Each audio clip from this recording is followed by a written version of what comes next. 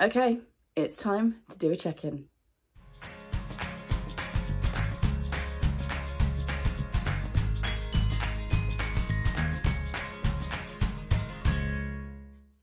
Hi everyone, welcome back to the channel. Today we are going to do the mid-year book Freakout tag. It was originally created, I've got some notes up here, it was originally created by Earl Grey Books and Is That Chammy, and I do this every year. I think it's become a Booktube staple the last few years. The version that I'm doing is the same version that I did last year. I'll put last year's video in the description in case you're interested. And I took the questions. Lots of people kind of have adapted this tag and put their own spin on it. And this version is one that I saw Jade from Jade Juniper do last year. And I just thought the order of the questions and some of the ones that she'd added in really made sense. So yeah, that is the version that I'm going to do today. So I'm filming this on the 28th of June. So we're pretty much in the middle of the year. 6 months of reading is pretty much done and dusted, and I cannot believe how quickly this year is going, and I feel like I say that every single year. And yeah, it's just wild. But yeah, let's get into the questions. There's 17 questions. I'm going to answer 16. You'll see why I'm skipping one in a minute. And we'll see how my reading is going. So question number 1, how has your 2024 reading gone so far? Really well. I'm having a really good reading year. I do have some notes down here as well. I actually prepared for a video. Who am I? I am on 87 books. My Goodreads goal is 150. So I'm 13 books ahead of where I need to be. And I feel like it's going really well. I'm really enjoying my reading. I feel like I'm in a really good rhythm. I feel like I'm reading a good mix of stuff. Yeah, it's going really well so far, which is nice. What question number 2, what is the best book you've read so far this year?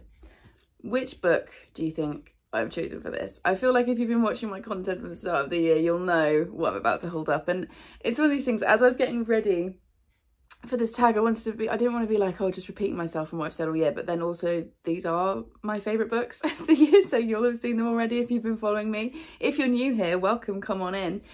This is what the kind of stuff that you're in for, because my favourite book of the year so far is The Hobbit by J.R.R. Tolkien. Like, absolutely nothing has come close to this so far this year. I do choose a favourite book each month, so I had a little stack of 6 to choose from. You can see I tabbed it as well. I don't tab books. I don't read fantasy, high fantasy, and I don't tab books. Hello. I just absolutely adored this book and I can't stop thinking about it. For me, it was a perfect read, and I'm so glad that I watched Gavin's vlog where he went to the Hobbit Hole and he influenced me into picking these up because I've had the best time. So yeah, this is still my book of the year. It will remain in my favourite stack. Whether or not it's still at the top at the end of the year, I guess we will see. But for the moment, this is my favourite read of 2024, and it was not on my 2024 bingo card, let's put it that way. So yeah, absolutely love this book. And as you can see, this copy has been well loved, let's put it that way. Okay, number 4, a new release you haven't read yet but want to. So this is slightly cheating because at the time of filming this book isn't yet in my hands. But by the time you see this, actually it still won't be out, I don't think, but it will be released in July, so I'm counting it. And that is Queen Bee by Juno Dawson. I will have put a picture up here because obviously I don't have it to hand. This is a prequel novella to the Her Majesty's Royal Coven series, and I am really excited about it, and I'm definitely going to be reading it as soon as it comes out, pretty much. I know there's been a lot of talk online and a lot of grumbling online about the fact that Juno Dawson hasn't finished the HMRC trilogy yet, or series. I'm not even sure how many books are supposed to be in it. And we're getting a prequel. Would I have preferred the next book in the HMR series? Yes. However, a witchy book written by Juno Dawson about Anne Boleyn, like, give it to me immediately. Like, I'm really excited for this book to come out, and yeah, I'm really looking forward to reading it. So yes, Queen Bee. I have ordered the Fancy Schmancy Waterstones edition to match my other Fancy Schmancy HMRC books. I'm hyped for it. I would read Juno Dawson's shopping list, so I'm excited for this book to come out. Okay, most anticipated release for the second half of the year. For me, again, I feel like this won't be a surprise if you guys have been following me for a while, but it's Silverborn by Jessica Townsend, which is the next book in the Nevermore series, which some of which you can see here. This book was supposed to be released 2 years ago, but it's been pushed back a few times because unfortunately the author has been unwell. But apparently we are getting it this year, and I really hope we are. I reread Nevermore in June, and then I'll be reading, what's the next one? Wondersmith, and then Hollowpox in July and August, ready for Silverborn, which is supposed to be out in September. So fingers crossed it does. We still don't have, at the time of filming this, a final cover, but hopefully that will be coming shortly, and then we will get the book. And yeah, I'm so excited for it.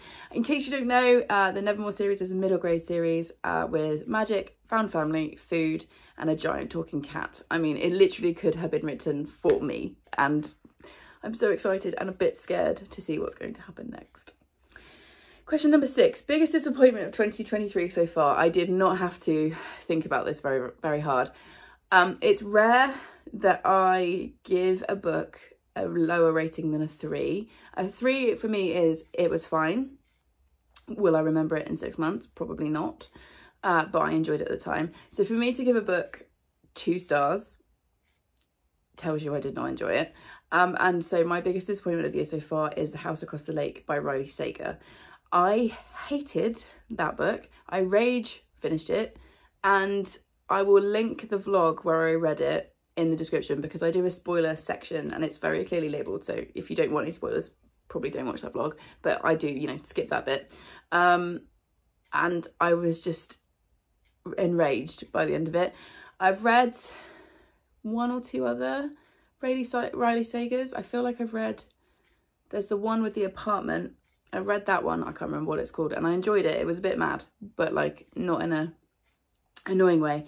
But this one, The House Across the Lake, just made no sense. I thought it had some problematic elements. I'll leave the link so you can see my full rant if you want to see that. But yeah, that was definitely my most disappointing or worst book of the year. It's very rare that I say that I've had a worst book of the year, but this year it's definitely that one. And yeah, not my favourite.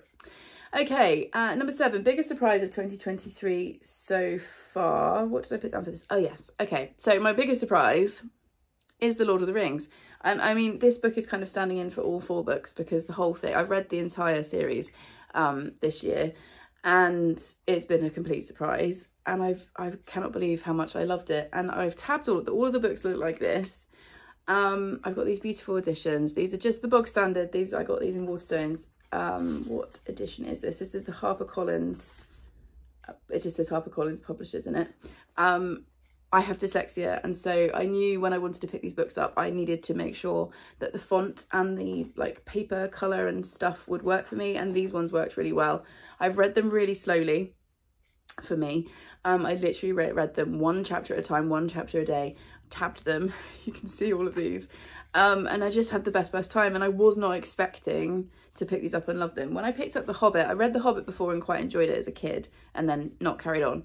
And I love that one, but I thought I would probably enjoy The Hobbit far more than the main series, because this is his middle grade and this is adult. But I've actually just loved the whole thing from start to finish. So yeah, that's definitely my biggest surprise of the year so far. We'll see if anything else tops it by the end of the year in terms of surprising me. But yeah, this series, I've been absolutely like swept up into it this year, and that was a massive surprise. Okay, question number 8. Favourite new author, new to you or debut? This was hard because I've read a lot of really good books this year, and I've read quite a few really good debut authors. But when I was reading through my list, sorry, there's a helicopter now going above my house. I'm hoping you can't hear it. How rude. Do they not know I'm filming in here? Hello. So apologies if you can hear that. You probably can now because it's got significantly louder. We'll just wait. The glamour of filming YouTube videos. Anyway, when I was looking through my list, I saw this one and I was like, do you know what? I'm going to choose this author because this is the first book I've read by them. And for me to choose a favourite author, I feel like you have to read a couple of books. But this is my favourite of the debut authors that I've read this year. And that book is You Can't Spell Treason Without Tea by Rebecca Thorne. Spit my words out. This was very kindly sent to me by the publishers. So I was sent a finished copy. It's absolutely gorgeous. And it has the number of the book on the spine. Such a small thing, but it's a thing that makes my bookish heart very happy. And I just really loved how this was written. I gave it 4.5 stars. I'll leave the vlog where I read it, and I did a dedicated video where I did the books and tea tag, so that you can watch that if you want some more detail. But I loved this, and I loved how it was written. It was really gently written. There was something really soothing and calming about reading it. and it's, as it says on the front, it's a cozy mystery steeped in love. And this was originally indie published and then picked up and has been traditionally published. And the second book is already out, I think, as a indie published, which is A Pirate's Life for Tea, which might be the best book title I've ever heard. And I just thought this was fab. So yeah, this is my current favourite new author of the year, Rebecca Thorne, and I'm excited to read more from her. Okay, number 9, newest fictional crush. Yeah, I don't do crushes. I am demisexual, so crushes don't really happen for me very often. I think the only person I've ever genuinely had a crush on is my husband. And reading crushes don't happen for me. However, what I would say is this year, just getting this book back here, this year I have met Samwise Gamgee from The Lord of the Rings, and I would die for Sam. I stand by my theory that Sam is the main character of these books, not Frodo. And as much as I also have a place in my heart for Frodo, Sam, I feel like, is the actual beating heart of this series. And yeah, I would say I don't have a fictional crush on him, but I would die for Sam. So that's my answer for this question. Okay, book that made you cry. Question number 10, so we've got 7 left. Book that made you cry. I don't cry very often at books. A writer really has to do something special to get that kind of emotion out of me. But this book, I sobbed at least twice, if not 3 times. And I think the writing is absolutely phenomenal in this book. And that is The Last Devil to Die by Richard Osman. This is the 4th and currently last book in the series. There are more books coming, but he's doing other writing projects.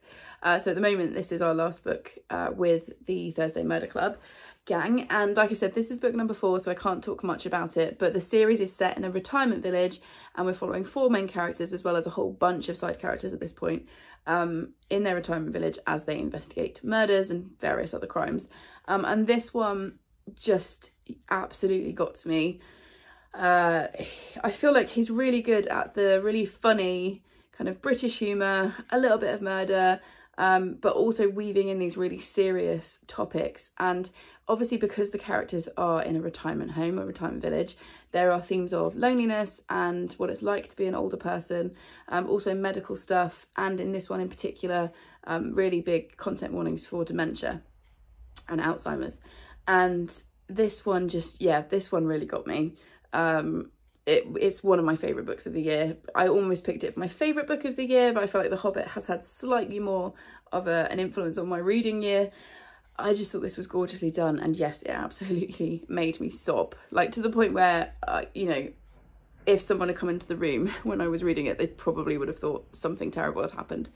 So yeah, this one is definitely a book that made me cry. Okay, next question. Sorry, my computer's now decided that now is the time for an update. Let's stop that. Number 11 is the question I'm not going to answer, which is book you saw on TikTok and regret reading. I'm not on TikTok. I don't do TikTok. I feel like I personally am too old for TikTok and I don't have the time. I feel like I don't want to be an observer on TikTok, so someone who just watches content, because I will lose what's probably the tiny little bit of my sanity that I'm still holding on to.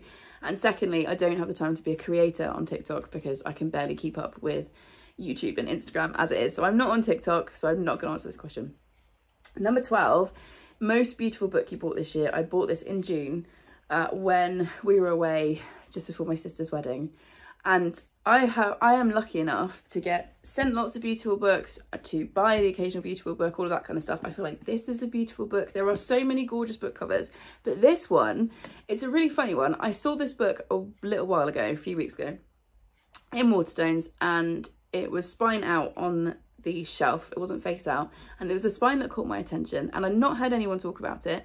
And then about a week or so after that, I think Fairy Loot did a version of it, or one of the book subscription like companies did a version of it, and suddenly it was everywhere.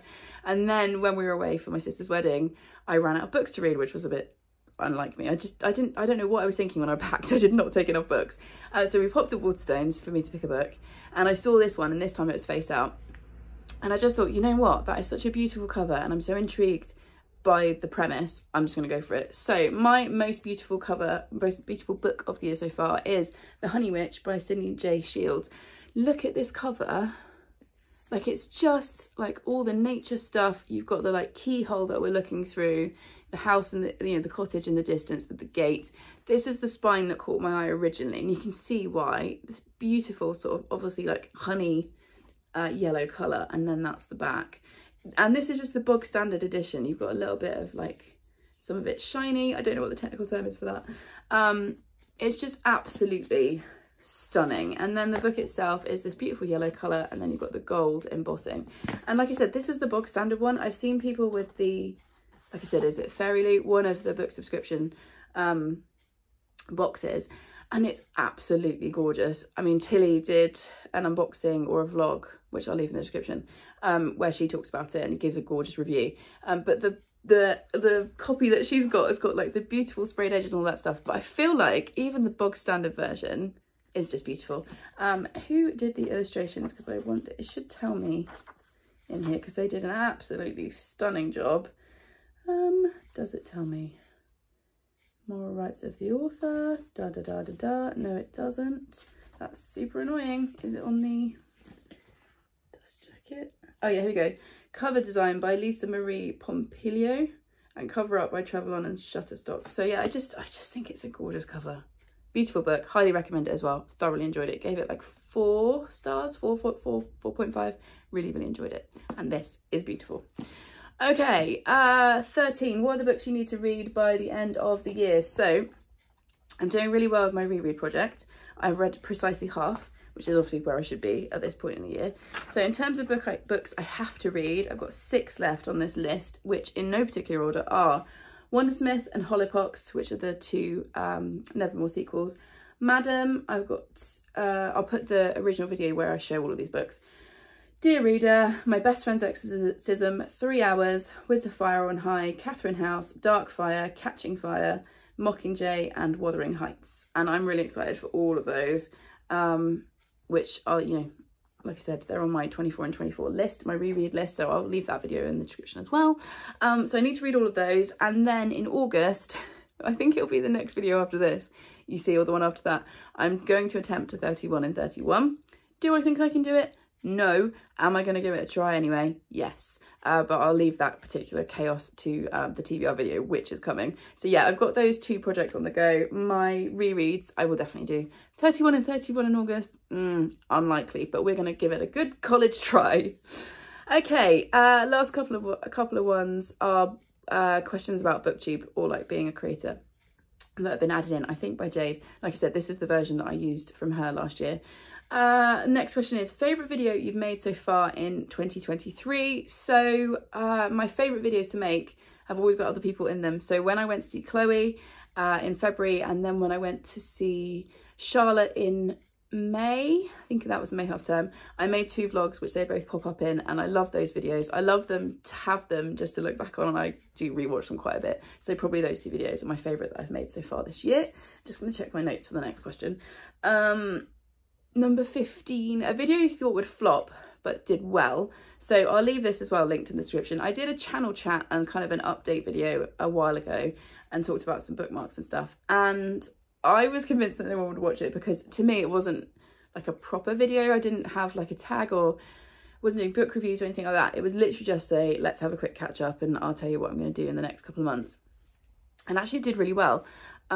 Obviously, there's never any guarantee that anyone is going to watch your videos, and every single time I've been doing this, I'm coming up for 6 years in November, right? And I've posted a couple of 100 videos by now, and every single time I post a video I have the same fear that no one will watch it. And you guys are always incredible. I'm always really lucky with the engagement that I get, and I just deeply appreciate every single person who watches, likes, leaves a comment, shares videos, shares links, all that kind of stuff. It's incredible the support that I get, but I do always get that fear of like, what if this is the time no one watches, nobody's interested? So yeah, there's always that little bit of a fear, and I wouldn't post a video if I thought it was going to flop, but that one I didn't really expect many people to watch, but you guys did and proved me wrong as usual, which I deeply appreciate. Okay, any upcoming videos that you're excited to make? I am always excited for August vlogs because August is always the month of the year for me where I go and do lots of lovely things and have lots of lovely adventures. This year is no different. I'm still in the process of planning my summer because I am really terrible at being organised. People say to me, oh, you're so organised, it's amazing. I am very, very organised. I'm highly organised in my job. And in my home life, I am the complete opposite. I am a disaster. If it wasn't for my husband, who was constantly keeping me on track, I don't know what would happen. So I am yet to really organise mine and Charlie's summer holiday, but I will. We are going away as a family for a week in August, which is going to be really nice. Gary and I have got a week together as well, also in August. Obviously, it's all August. Although we've not booked or planned anything yet, because hopefully, fingers crossed, tap wood, I don't know. Maybe at some point in the summer we'll get to move if our house sale and purchase ever goes through. I won't bore you with that. So that at some point we will have a week together, either moving, or if that's not happening, then we will go away probably. I'm going to go and see my friend Steph for a few days. I'll be going down to my parents for a bit. My birthday's at the end of August. I'll be turning 37, which is wild. That feels like such a grown-up age, and I'm not a grown-up. So yeah, August vlogs are always really fun. And like I said, this year we've got the added thing of attempting the 31 and 31. So if you want to see that chaos unfold, if you're not following, give me a little follow, because it will be chaotic, I'm sure. And I'll probably split, I always split August vlogs at least into 2, might have to split it into 3 this year. We'll see how much content I get, how much footage. And then 17, any channel goals before the end of the year? So this is the last question. Yes and no. So at the time of filming this, we have raised, as a charity, we've raised £1,000. That's £1,000 in the charity account, which is incredible. For anyone that doesn't know, we're a charity channel. All of my AdSense, all of the money raised from the Etsy store, which will also be linked in the description, and at least half of any paid content goes into the charity account. And then on New Year's Eve, I will sit and donate half to the Trussell Trust and half to Crisis. And we've already raised £1,000. We raised £1,000 total last year, which was amazing. And that went to Book Trust, the book people, which was incredible. And we're halfway through the year and we've already reached that milestone. So £1,000 was my goal for the year, really, in my head, and we're already there. I mean, could we make £2,000? I mean, I feel like that's a massive stretched goal. Anything we make now is a bonus. But yeah, I would like to make as much as we can for the charities by the end of the year. And in terms of my channel, I've put 4K question mark. We're on 3.8 at the moment. The channel grows, my channel grows very slowly. And it's obviously a difficult thing to talk about, because there are people who have been on this platform for years, like longer than me, who have a smaller following, and it's not all about subscribers. For me, it's about engagement and people watching and commenting and all of that stuff, and being able to chat with you guys and all of that stuff. But it is also nice when you see your channel numbers grow. And my channel this year, the channel growth has been pretty slow. Could we make it to 4K by the end of the year? I would love it. That would be a really nice milestone to make. I don't know. I can't control it. It's one of those things, I can't do anything about it. I will just continue to put my content out and hope you guys enjoy it, and hope we pick up 1 or 2 more people along the way. Okay, that's the tag. I've been talking for like 22 minutes at this point, mostly about waffle as ever. But like I said, if you're new here, welcome. This is what you get here. And that's how the reading year is going so far. It's going really well. I'm hoping for the second half of the year I will have lots more really enjoyable reads. We'll see if I can manage 31 and 31. I doubt it. And we'll see if we can do a few good deeds along the way and raise some money for charity. I think that's it. I think that's enough whiffling for today. If you got to this point in the video, leave me the honey emoji or the bee emoji for this gorgeous book cover. It's also a fantastic read, and like I said, I'd highly recommend it. Please subscribe if you would like more of this chaos, and I will see you in the next one. Thanks everyone. Bye.